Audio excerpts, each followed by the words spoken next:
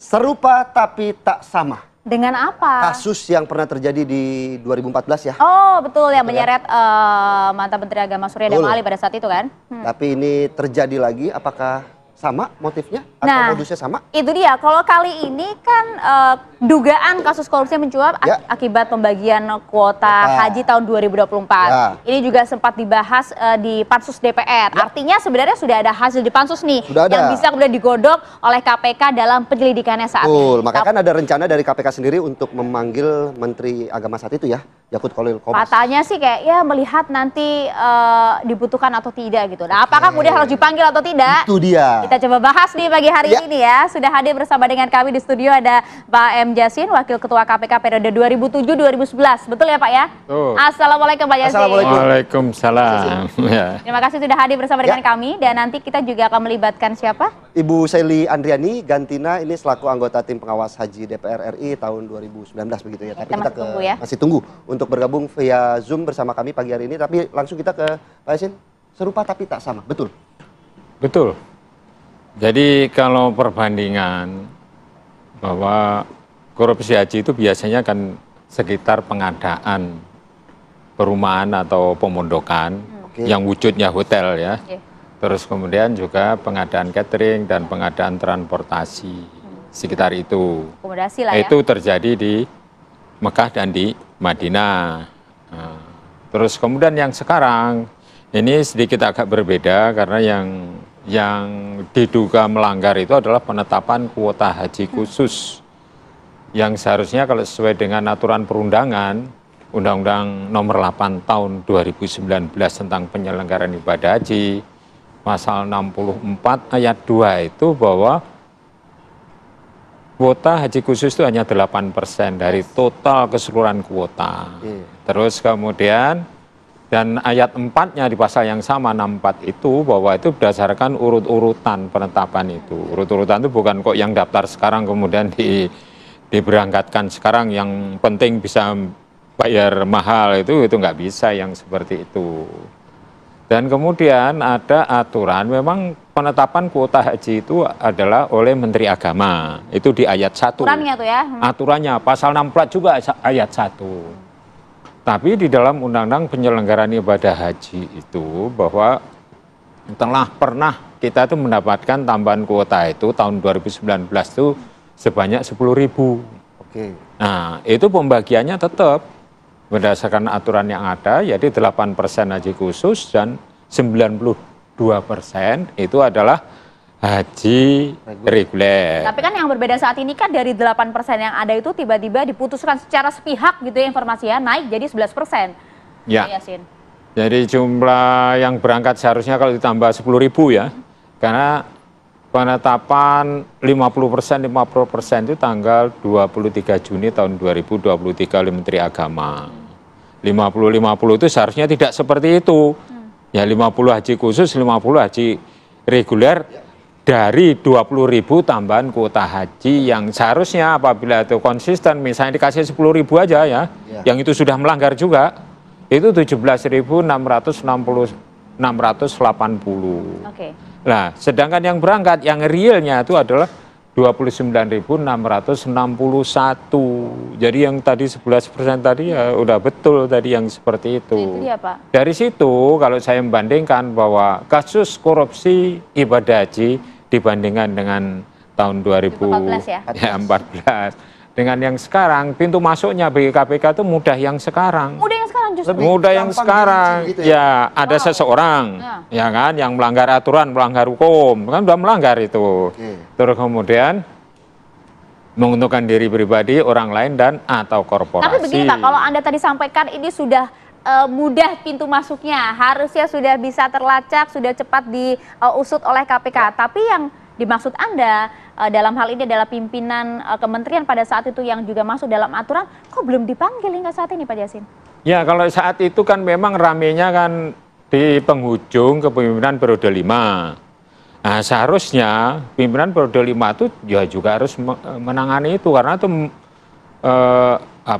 namanya melibatkan hajat hidup para jemaat hidup orang banyak yang itu sangat sangat penting sekali, sangat krusial itu apa dilanggar. Banyak orang yang dikecewakan, begitu loh. Betul. Saat yang kemudian yang terpilih, sesaat setelah terpilih itu harus konsen terhadap ibadah haji ini. Jangan yang lain-lain dulu. Pansus sudah dibentuk, sudah menyimpulkan sesuatu, dan sudah diterangkan kepada publik itu pelanggarannya dan luar biasa itu terang benderangnya. Nah, tinggal KPK itu ya itu menindaklanjuti itu paling gampang. Katanya, Lip. Tinggal begitu ya, tinggal menunggu. Iya, jangan lama-lama itu kehilangan momentum. Dan berarti kan kasus ini kan pengambil kebijakan adalah salah satu yang dipermasalahkan. Artinya kan level menteri yang bisa mengambil kebijakan seperti ini. Ya level menteri, tapi tetap berdasarkan aturan perundangan, Undang-Undang 8 tahun 2019 tentang penyelenggaraan ibadah haji. 8% itu sudah diacu pada waktu mendapatkan tambahan di tahun 2019. Artinya apa? Jurisprudensinya ada. Kenapa kok nggak dicontoh mengambil sikap lain? Dan sepihak informasi tadi yang sepihak sebenarnya ya, bagaimana nanti hasil penyelidikan dari KPK. Dan sudah tersambung juga bersama dengan kami saat ini ada Bu Sely Andriani Gantina, anggota tim pengawas haji DPR RI tahun 2019. Selamat pagi Bu Sely. Selamat pagi Bu Sely. Selamat pagi Mbak Maria dan Pak Philip. Ya, Bu Sely, selaku anggota tim pengawas haji DPR RI tahun 2019, sebenarnya Anda sudah mengendus nggak sih permasalahan kasus dari korupsi kuota haji di tahun 2024? Iya, sebetulnya pada saat kita pembentukan pansus hak angket haji di tahun 2024, kita sudah melihat adanya upaya penyimpangan terhadap Undang-Undang Nomor 8 Tahun 2019 tentang penyelenggaraan ibadah haji dan umroh, seperti yang tadi disampaikan bahwa di pasal 64 ayat 2 kaitan dengan kuota haji khusus, kita mengetahui bahwa ada yang namanya kuota haji Indonesia terbagi menjadi kuota haji reguler dan kuota haji khusus, dan di situ dicantumkan maksimal 8%. Nah, di luar itu pula kita melihat adanya ketidaksesuaian kaitan dengan jumlah kuota tambahan yang seharusnya ditetapkan mengikuti pola yang ada di Undang-Undang Nomor 8, tetapi ternyata Kementerian Agama kemudian dia membagi kuota tersebut sesuai dengan perhitungan mereka menjadi 50%, 50%, sementara undang-undangnya tidak berbicara seperti itu. Yang berikutnya lagi kita melihat adanya dugaan penyimpangan terkait dengan penggunaan nilai manfaat, di mana pada tanggal 10 Januari 2024 Dirjen Kementerian Agama dalam hal ini Dirjen PHU sudah meminta untuk pencairan nilai manfaat, sementara KMA-nya sendiri itu belum dibuat dan baru dikeluarkan per tanggal 15 Januari 2024. Tentu kan ada sesuatu yang janggal bagaimana BPKH bisa mengeluarkan keuangan tersebut sementara penentuan proses kuota hajinya masih belum selesai karena KMA-nya baru akan dikeluarkan per tanggal 15 Januari. Di luar itu juga kita melihat adanya penyimpangan-penyimpangan seperti adanya kuota batu, kuota yang memang tidak jelas siapa penggunanya, kemudian siapa yang akan diberangkatkan sebanyak 5.678 jamaah. Nah, ini tentu menjadi suatu titik celah di mana akhirnya kita juga menemukan adanya lebih dari 3.000 lebih jamaah pada saat pemerintah tahun 2024 dalam hal ini Kementerian Agama dia memberikan kuota kepada pendamping, kemudian pendamping jamaah dalam hal ini mahram, kemudian kuota penggabungan, kuota untuk pendamping lansia yang ternyata tidak sesuai dengan mahramnya. Tentu ini menjadi kegelisahan kami karena pada saat itu kita menemukan ada 3.000 lebih kuota yang ternyata dia tidak sesuai dengan tahun pemberangkatan, dan tentu ini akan menjadi one prestasi karena yang tidak seharusnya berangkat ada asas ketidakadilan untuk para jamaah yang sudah waiting listnya sekitar 20-49 tahun, kemudian Kementerian Agama dengan seenaknya saja dia menggunakan kuota tadi untuk terutama untuk kuota haji khusus yang memang tidak sesuai dengan masa tunggunya. Ya, tadi ada sampaikan bahkan jelas gamblang begitu Anda sampaikan bahwa mantan Menteri Agama menggunakan dengan sewenang-wenangnya begitu ya kuota haji tidak sesuai dengan tupoksinya. Apakah kemudian hasil ini sudah jelas terangkum dalam hasil Pansus tahun 2019 yang saat ini bisa digarap oleh KPK? Ya, di dalam rekomendasi Pansus Haji kita menyampaikan ada 6 rekomendasi yang tentu yang menjadi catatan kami ya. Pertama, kaitan dengan masalah kelembagaan, kemudian kebijakan, kemudian masalah distribusi kuota haji, kemudian masalah siskohat dan siskopatuh yang juga menjadi catatan kita. Terus ditambah juga mengenai mengenai proses pendaftaran yang tidak sesuai, kemudian penggunaan nilai manfaat yang tadi sempat saya sampaikan, kemudian mengenai jamaah cadangan lunas tunda yang ternyata yang seharusnya dia berangkat ternyata dipergunakan oleh Kementerian Agama sebagai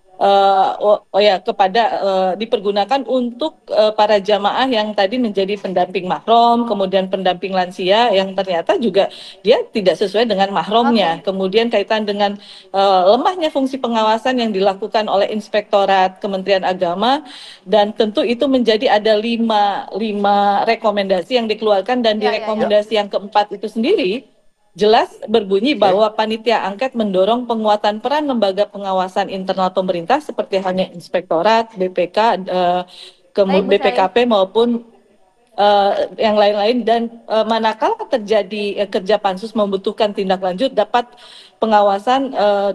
melibatkan pengawas internal seperti halnya BPK maupun aparat penegak hukum, artinya kepolisian, kejaksaan, dan KPK. Itu sudah menjadi catatan kita.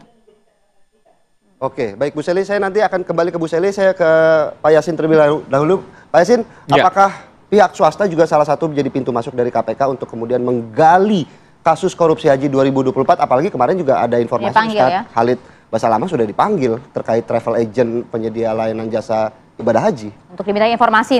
Iya. Jadi penyelenggara haji khusus itu juga menjadi binaan Kementerian Agama. Oke.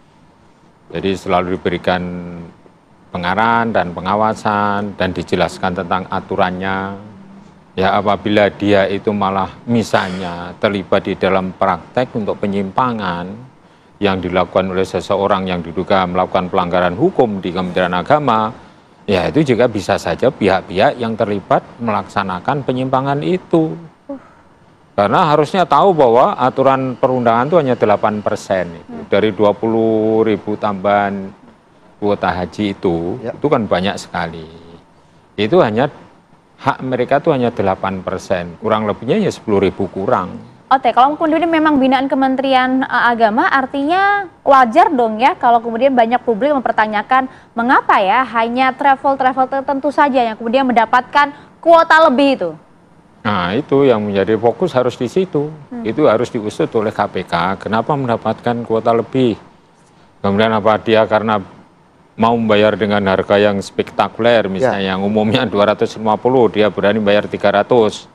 Ya, karena berangkat itu juga para pendaftarnya dan tidak melalui urut-urutan yang seharusnya berangkat terlebih dahulu. Antrian dari haji khusus itu 2 sampai 7 tahun. Iya, betul. Terus antrian haji reguler ini lebih dahsyat lagi. Yang tadi disebutkan Bu Sili itu kan 20 sampai 30 tahun. Ya 49 tahun.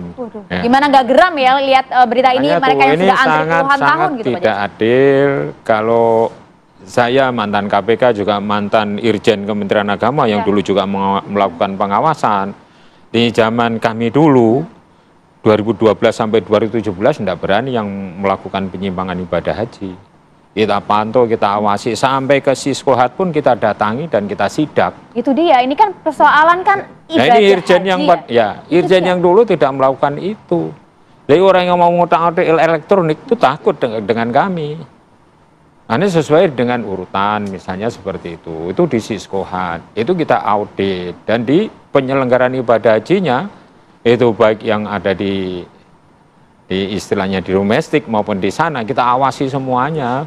Bukan kita itu nganggur-nganggur saja makan gaji buta, tidak seperti itu. Di sana tuh hotel yang disewa misalnya 115 hotel yang ada di Mekah. Kami itu pantau semua, masuk satu persatu, bukan hanya pantau. Seperti itu. Nah, sehingga tidak ada itu misalnya markup atau memilih hotel yang jelek, itu nggak ada. Semua itu bintang 4 semua. Semua ada kamar mandinya di dalam. Maksimal itu adalah 5 orang isinya. Tertib kan? Nah, begitu kami keluar tahun 2017 kan balik lagi dengan budaya lama. Nah, ini saya kira sistem seharusnya dijaga, jangan karena orangnya. Termasuk juga yang fokus kami saat ini kan yang menjadi hajat hidup orang banyak lagi-lagi ya. Ada ribuan, ratusan ribu antrian bahkan hingga puluhan tahun itu kuota haji ini ya. Bagaimana kemudian Mbak Selly sebagai anggota tim pengawas haji DPR tahun 2019 kemarin menyoroti hal ini. Betulkah judul kami saat ini Mbak Selly, korupsi kuota haji 2024, siapa pejabat terjerat? Sudah jelas. Dijawabnya saat lagi ya Mbak Selly ya. Kami kembali untuk Anda di Apa Kabar Indonesia Pagi.